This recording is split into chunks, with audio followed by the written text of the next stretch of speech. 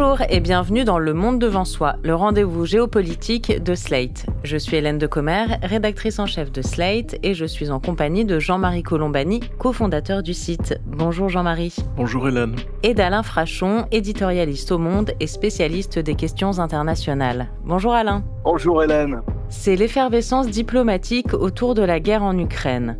Tout le monde semble vouloir qu'elle se termine, mais personne ne s'accorde sur la manière d'y parvenir. Côté États-Unis, l'administration Trump multiplie les initiatives pour obtenir un cessez-le-feu. Elle pousse Volodymyr Zelensky vers un compromis et elle agite la possibilité de sanctions contre la Russie pour forcer la main de Vladimir Poutine. Du côté de Moscou, la position reste inflexible. Toute négociation est conditionnée par la conservation de la Crimée. Côté Ukraine, on refuse catégoriquement de franchir cette ligne rouge. Et c'est dans ce contexte que Vladimir Poutine a décrété unilatéralement un cessez-le-feu de 72 heures du 8 au 10 mai à l'occasion du 80e anniversaire de la victoire alliée sur l'Allemagne nazie. Alors, où en est réellement la perspective d'une paix durable ? C'est ce qu'on va voir dans cet épisode de LMDS. Alain, pour commencer, j'aimerais qu'on revienne, s'il vous plaît, sur cette volonté de Moscou de conserver absolument la Crimée, comme préalable à toute discussion pour un accord de paix. La Crimée, c'est l'enjeu principal de tous ces scénarios ? Je ne crois pas. Je crois que le véritable enjeu ou la bonne question à poser aujourd'hui est la suivante. Est-ce qu'il y a une négociation pour régler la question de la guerre en Ukraine ? Je ne parle pas d'un cessez-le-feu, mais je dis pour trouver une solution diplomatico-politique au conflit qui oppose les Ukrainiens aux Russes. Je pense qu'il n'y a pas de négociation. Il y a une certaine gesticulation pour arriver à un cessez-le-feu. Les Russes refusent la proposition de cessez-le-feu faite par les Américains et par les Ukrainiens qui en s'arrête au moins 30 jours, renouvelable. Et les Russes ne proposent qu'une négociation, comme vous l'avez dit, de 30 ou 70 heures pour surtout qu'il n'y ait pas de bombardement éventuel sur la Russie au moment des commémorations du 8 ou du 9 mai, fête de la victoire à Moscou. Et donc, si vous voulez, on en est là. Est-ce qu'on peut arrêter ou non les combats pour 9 jours ou pour 30 jours ? On n'y arrive pas. On n'y arrive pas parce que nous y reviendrons, je pense, dans cette émission. Je ne crois pas qu'il y a une négociation sérieuse en ce moment qui ait été amorcée par l'administration Trump. Il y a de la gesticulation, mais pas une négociation. Des exemples de négociations, j'en ai en tête, de négociations sérieuses avec une médiation américaine. Pour le moment, je n'en vois pas. Oui, parce qu'on évoque des scénarios d'un côté ou de l'autre, mais est-ce qu'on sait de quoi on parle précisément ? Tout ça semble être très informel. Est-ce qu'il y a des plans de paix, des grandes lignes de pourparlers qui sont inscrites quelque part, qui s'échangent ? Jean-Marie Colombani, on a vu cette image de samedi dernier de Zelensky et Trump presque front contre front dans la basilique Saint-Pierre à Rome, en marge des funérailles du pape François, qui semblaient discuter, et donc on en tire des sortes de conclusions sur des tractations qui sont en train d'être menées. Est-ce qu'il y a quand même des éléments tangibles dans ce sens-là, ou c'est, comme le disait Alain Frachon, surtout de la gesticulation et des symboles ? C'est-à-dire au chapitre de la gesticulation, on peut noter que Trump, dans un premier temps, faisait savoir qu'il s'agaçait du fait que Vladimir Poutine tardait à accepter un cessez-le-feu de plus longue durée que celui qu'il a décrété lui-même, et puis en disant mais peut-être il me balade, je ne crois pas qu'il ne croit pas à la paix, etc.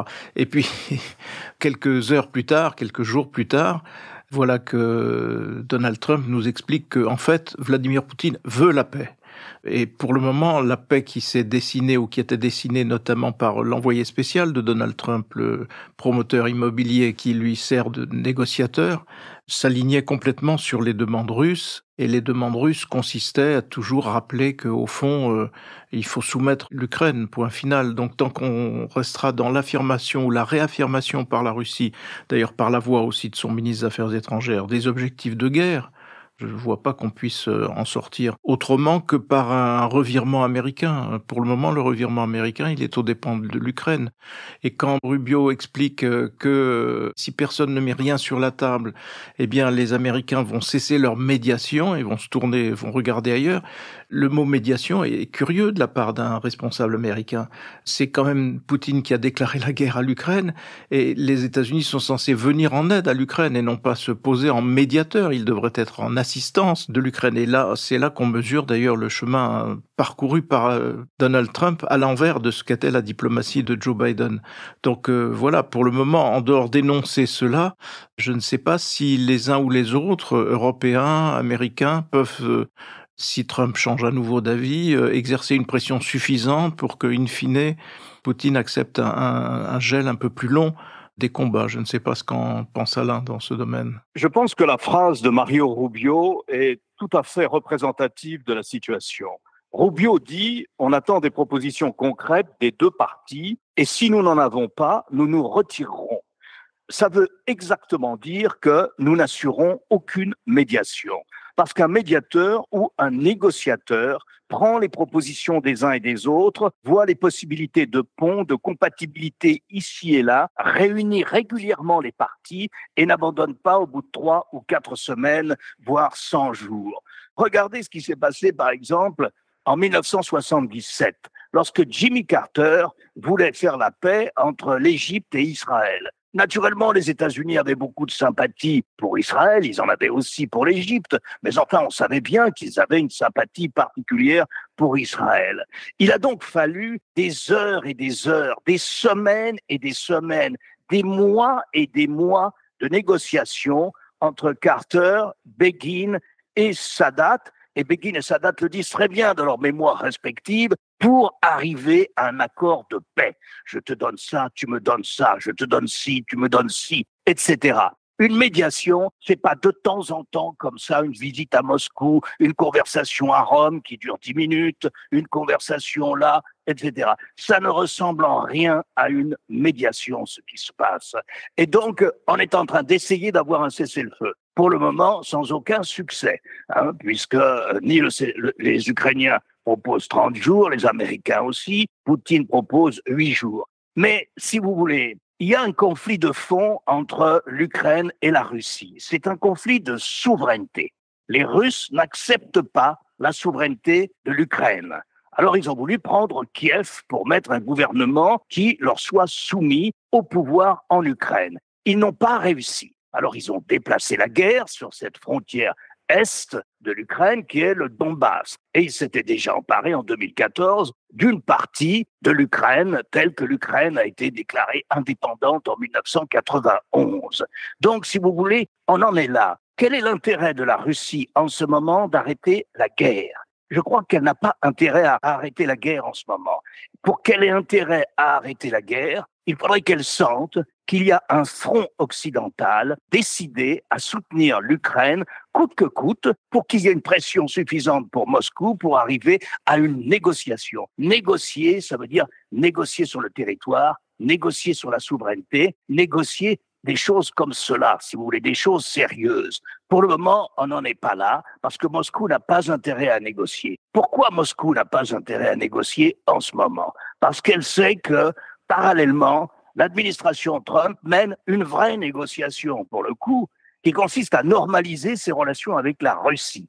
Et que normaliser ses relations avec la Russie, si vous voulez, si on ne soumet pas cette condition de la normalisation des relations américaines avec la Russie à une évolution du dossier entre l'Ukraine et la Russie, eh bien, il n'y a aucune pression qui est exercée sur la Russie. Je ne vois pas pourquoi, alors que Poutine va arriver ou est en train d'arriver à normaliser ses relations avec les États-Unis, ce qui est une priorité pour lui, et ce qui semble être une priorité de l'administration Trump, pourquoi il y aurait négociation ? Il y a une négociation dans une guerre ou dans un conflit lorsque les deux parties en conflit considèrent qu'ils ont intérêt à arrêter les combats et à trouver un compromis. Eh bien, je pense qu'on n'en est pas là. Et il y a une autre phrase très symbolique que vous avez évoquée tout à l'heure, vous Hélène ou bien Jean-Marie. C'était cette rencontre de 10 minutes à la basilique Saint-Pierre, le face-à-face entre Trump et le président Zelensky. À la suite de quoi, Trump, qui devait revoir Zelensky dans la soirée, mais finalement, ça n'a pas pu se faire, parce qu'il y avait l'anniversaire de Melania. Alors, il a été souhaité l'anniversaire de Melania dans son avion, et il n'y a pas eu de nouvelles conversations avec Zelensky. Vous voyez l'intensité de la médiation américaine. L'anniversaire de Melania passe avant la négociation. Mais il écrit un post sur son réseau social, et tout le monde ne retient que la dernière partie du post qui consiste à dire je me demande finalement, est-ce que Moscou continue à bombarder l'Ukraine? C'est pas bien, je suis déçu, peut-être qu'il me balade. Mais le début, les 3 ou 4 premières phrases, c'est pour dire c'est beaucoup plus dur, c'est très difficile, on est dans une situation impossible. Autrement dit, Trump découvre la complexité de ce conflit. Il pensait qu'il suffit qu'il apparaisse, lui, le roi de la négociation, pour mettre tout le monde d'accord en 24 heures. Non, Trump découvre la complexité du réel. Voilà ce qui est en train de se passer. Et alors, qu'est-ce qu'il fait? Il n'y arrive pas. Alors, il cherche des boucs émissaires. Il dit, mais c'est la faute de Biden, et puis c'est la faute d'Obama qui n'a rien fait au moment de la Crimée, et c'est la faute d'un tel et d'un tel et d'un tel. C'est jamais sa faute. Cette première partie du post, si vous voulez, sur Truth Social, est un aveu d'échec. Il avoue qu'il n'y arrive pas. Il n'y arrive pas parce que c'est trop compliqué. Et c'est trop compliqué, ça veut bien dire qu'il n'y a pas une vraie négociation sur le fond du dossier. La souveraineté de Kiev, les territoires. Qu'est-ce qui se passe sur la Crimée? Comme vous l'avez dit au début, et on peut en parler d'ailleurs, qu'est-ce qui se passe sur la Crimée? Qu'est-ce qui se passe alors, Alain Frachon, sur la Crimée? Écoutez, il y a beaucoup de situations comme ça où un territoire a été conquis par la force entre 2 pays et c'est une question qui pourrit les relations entre ces 2 pays. Donc la Crimée a été conquise par la force. Bon, c'est vrai qu'historiquement, la Crimée avait été donnée à l'Ukraine du temps de l'Union soviétique, je crois au début des années 50, sous Khrouchtchev. La Crimée était un territoire turc colonisé plus tard par les Russes. Bon, on peut dire que cette question-là, reconnaître la souveraineté russe sur la Crimée, je pense qu'on peut la sortir des négociations parce que les Américains ne demandent pas à Zelensky de reconnaître la souveraineté de la Russie sur la Crimée. Ce que les Américains proposent dans leur proposition de paix, si vous voulez, c'est les États-Unis, de reconnaître la souveraineté russe sur la Crimée. Bon, je pense qu'ils seront le seul pays occidental à faire ça, si vous voulez. La Crimée ne sera pas pour autant reconnue sur le plan international et certainement pas aux Nations Unies. Même les Chinois refusent de reconnaître la souveraineté russe sur la Crimée. Donc, on peut vivre avec ces situations. Je crois par exemple que l'Espagne, dans l'Union européenne, ne reconnaît pas la souveraineté du Kosovo. Bon, ça arrive, on peut vivre. La France ne reconnaît pas la Corée du Nord. Ça n'empêche pas d'exister, si vous voulez, ça n'empêche pas de développer des relations pacifiques. Et puis un jour, on tranche définitivement ou pas le conflit. Donc je pense que non, ce n'est pas cette question-là. D'ailleurs, les Américains, c'est souvent mal compris dans la proposition américaine, ne demandent pas à Zelensky de reconnaître la souveraineté de la Russie. C'est eux qui disent, nous allons reconnaître la souveraineté de la Russie sur la Crimée. Et alors, en contrepartie, ils attendent une contrepartie russe, les Américains. Et ils disent, en revanche, en contrepartie, nous, Américains, nous n'allons pas reconnaître la souveraineté de la Russie sur le Donbass, sur les territoires conquis au Donbass, si vous voulez. Autrement dit, on va laisser ça sera une reconnaissance de facto. Bon, c'est un quasi-alignement sur les positions de Moscou. La véritable négociation, ça consisterait à dire l'armée ukrainienne n'est sans doute pas en mesure en ce moment de reprendre les territoires qu'elle a perdus dans le Donbass, pas plus d'ailleurs qu'elle est en mesure de reprendre la Crimée, mais prenons le Donbass et discutons sur l'avenir du Donbass. Fixons une date. Disons que dans 10 ans ou dans 20 ans, dans telle et telle condition, il y aura un référendum. Et on statuera définitivement sur le statut du Donbass, appartenance à l'Ukraine ou bien appartenance à la Russie. Ça serait déjà un début de négociation. Mais vous voyez, on n'en est pas là. On en est très loin. Là, et je ne pense pas que la Crimée soit le point d'achoppement clé dans cette histoire. Vous faisiez allusion, Alain, tout à l'heure au fait que Donald Trump aurait conscience du fait que c'est compliqué, c'est plus compliqué qu'il ne le pensait. Ça l'empêche pas de dormir, ça l'empêche pas même d'être heureux, puisqu'il vient de faire une sorte de meeting dans le Michigan, et qui, pour marquer ses 100 jours, ses 100 premiers jours à la Maison-Blanche, et où il dit « Je suis le chef des États-Unis et je suis le chef du monde ». Et nous connaissons, depuis que je suis élu, un âge d'or. C'est d'ailleurs un grand slogan qui est inscrit sur les murs de la salle où se tient ce meeting. un âge d'or. Il est persuadé que, et il dit d'ailleurs, jamais on n'a fait aussi bien dans l'histoire que ce que je viens de faire. Donc ça ne l'empêche pas d'être comme cela, absolument dans l'admiration de ce qu'il est. C'est d'ailleurs ça qui rend la situation peut-être plus dangereuse que quoi que ce soit d'autre. Sur la Crimée, il est vrai quand Trump met en cause Barack Obama, c'est vrai que Barack Obama n'a rien fait. C'est vrai que la conquête par la Russie de la Crimée s'est accompagnée de protestations, de sanctions, mais tout ça s'est arrêté là. Il n'y a pas eu vraiment Tout le monde a semblé enregistrer le fait que, voilà, les Russes contrôlent la Crimée, alors même que les habitants de Crimée se sont prononcés en faveur de l'Ukraine, en faveur de leur appartenance à l'Ukraine. Mais les Russes sont arrivés et ont organisé ensuite leur propre référendum qui a donné 95% ou 96% des voix en faveur du rattachement à la Russie. Mais pendant que rien ne se passe, beaucoup de choses se passent sur le terrain, c'est-à-dire qu'il y a une russification accélérée qui s'est opérée en Crimée, il y a le fait que des familles en grand nombre sont priées de s'installer, sont installées et s'installent en Crimée, des familles russes, donc pour russifier davantage encore la population de la Crimée. Et puis il y a cette histoire de transfert d'enfants qui sont pour beaucoup d'ailleurs détenus dans des camps en Crimée, dont plus personne ne se préoccupe aujourd'hui. Oui, les transferts d'enfants, c'est que depuis février 2022, il y a des enfants ukrainiens qui sont déportés vers la Russie ou dans les territoires occupés par l'armée russe, donc notamment la Crimée, pour passer du temps dans des camps de rééducation afin d'oublier qu'ils sont ukrainiens. Cette situation, bien que gelée, s'agissant de la Crimée, est une vraie catastrophe, à la fois pour les habitants, et pour le spectacle que donne la façon dont la Russie soumet des territoires et des populations.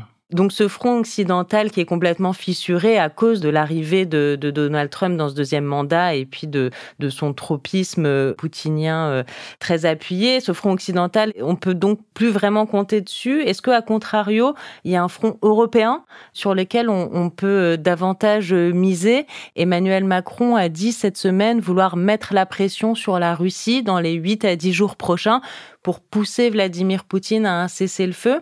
Alors, qu'est-ce que ça veut dire mettre la pression sur la Russie? Qu'est-ce qu'on peut faire de plus? Quelles sont les marges de manœuvre d'Emmanuel Macron ou des Européens? On peut toujours prendre de nouvelles sanctions.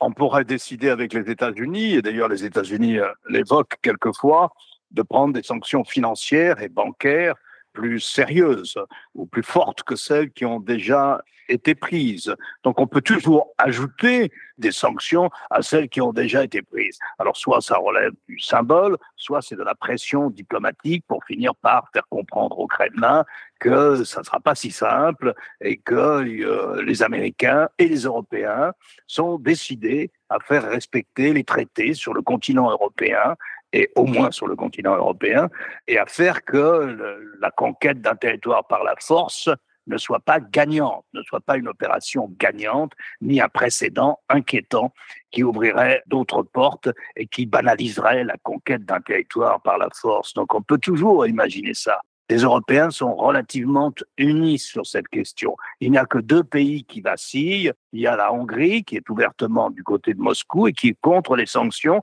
mais qui ne met pas son veto. Ou alors elle quitte la salle. Or, Viktor Orban, le Premier ministre hongrois, quitte la salle au moment où on vote. Et donc, ça règle le problème. Il y a un pays qui hésite et qui ne prendrait peut-être pas de nouvelles sanctions, c'est l'Italie. L'Italie, avec le chef du gouvernement, Giorgia Meloni, elle a elle-même évoqué son opposition à de nouvelles sanctions. Mais à part ça, les Européens pourraient en prendre. Si les Américains le décidaient, ça aurait plus de poids, parce qu'il semble bien que Poutine soit intéressé à cette bonne relation qu'il a avec Donald Trump. Poutine veut cultiver sa relation avec Donald Trump. Et donc, s'il se rend compte que Donald Trump se range à la vision des Européens, c'est-à-dire tant qu'on ne mettra pas la pression suffisante sur la Russie, elle ne bougera pas, elle n'arrêtera pas la guerre, pas plus qu'elle ne négociera sur le fond, mais encore moins. Et donc, on est dans cette situation-là. Pas de négociation sur le fond. Dans le même temps où Moscou dit on veut bien arrêter la guerre 2 jours, la veille, comme le rappelait Jean-Marie, Lavrov, le ministre russe des Affaires étrangères, donnait la position de la Russie. pas question de négocier sur la russité du Donbass ni de la Crimée. Autrement dit, le Donbass est russe, le Parlement russe a voté son annexion, la langue, c'est le russe, la monnaie, c'est le rouble, le droit, c'est le droit russe. Pas question de rendre 1 centimètre carré de territoire du Donbass qui est maintenant territoire russe à 100%. Ça, c'est la position de Lavrov. C'est ce qu'il appelle être pour une négociation sans condition. Alors, il pose déjà 2 conditions qui sont celles-là avant de négocier. Autrement dit, si vous n'arrivez pas avec un arsenal de contre-mesures, de contre-propositions, capable d'ébranler les Russes et de les séduire à la fois, vous n'aurez pas de règlement de la question du conflit entre la Russie et l'Ukraine. Et c'est pour ça que je pense qu'il n'y a pas, à proprement parler, ni médiation, ni négociation entre les 2 parties. Ou alors, en tout cas, nous n'en voyons pas les résultats et il ne faut pas confondre cette phase de gesticulation de part et d'autre, un rendez-vous ici avec M. Witkoff qui va à Moscou, il reste 4 heures dans le bureau de Poutine, ensuite 10 minutes de conversation à Rome, au Vatican, etc. C'est pas ça une négociation. J'ai couvert de grandes négociations diplomatiques, ce n'est pas ça. Reprenez le calendrier de la fin du XXe siècle et on voit ce que c'est qu'une négociation en situation de conflit. Là, on n'est pas au niveau de la négociation. Et donc, voilà. Alors oui, les Américains pourraient se joindre aux Européens pour faire une pression supplémentaire sur Moscou. Parce que le point faible de Moscou, faible si l'on veut dire, dans cette situation présente, dans la conjoncture d'aujourd'hui, c'est que Poutine tient probablement à sa bonne relation avec Trump. Et d'ailleurs, il y a des négociations et des conversations au plus haut niveau entre hauts fonctionnaires russes et hauts fonctionnaires américains pour revenir à la normalisation des relations diplomatiques entre les États-Unis et la Russie. Là, il y a une vraie négociation, mais pas sur le conflit en Ukraine. En tout cas, ce qui doit nous préoccuper, c'est, pour reprendre l'exemple de la Crimée, c'est ce qui s'était passé, c'est-à-dire qu'il y avait eu donc une prise de contrôle militaire de la Crimée par la Russie. Et là-dessus, tout le monde s'était un petit peu endormi. On avait un petit peu accepté ce statu quo, enfin pas le statu quo, le fait que la Russie prenne ce contrôle, en se disant, bon ben voilà, il a eu satisfaction. Il va pas aller plus loin. Et cette analyse-là avait nourri tous les commentaires et toutes les analyses qui consistaient à dire, y compris à la veille de l'invasion de l'Ukraine, non, Poutine ne fera pas ça. Je veux dire, et donc ça devrait nous inciter à penser que non, Poutine ne s'arrêtera pas. Il ne s'est pas arrêté à la Crimée et il ne s'arrêterait pas à une victoire diplomatique et militaire à l'Ukraine. Et j'en veux pour preuve l'étude que vient de publier le Wall Street Journal, qui raconte comment la Russie est en train de militariser un certain nombre de zones qui sont limitrophes des pays qui sont aujourd'hui nouvellement de l'OTAN, comme la Finlande ou la Suède, et qui montre que, au fond, la Russie se prépare à la prochaine guerre, en tout cas se prépare à terme à affronter l'OTAN. Ce qui est d'ailleurs ce que nous disent tous les services occidentaux, les services britanniques, les services allemands, les services des pays baltes, sont sur cette analyse-là. Donc il faut faire très attention avec quoi joue Donald Trump. Il joue pour le moment avec notre sécurité, parce qu'il passe par profits et pertes, ou plutôt par pertes que par profit. Et donc c'est de cela qu'il s'agit, et en cela l'exemple de la Crimée est lumineux sur la façon dont Poutine peut endormir ceux qui ne veulent voir chez lui que quelqu'un, finalement, avec des ambitions qui sont, au fond, des ambitions raisonnables, normales. C'est normal qu'on lui concède une zone d'influence, c'est normal qu'il puisse s'assurer que son étranger proche ne lui est pas hostile. Eh bien, pendant ce temps, il prépare la prochaine étape.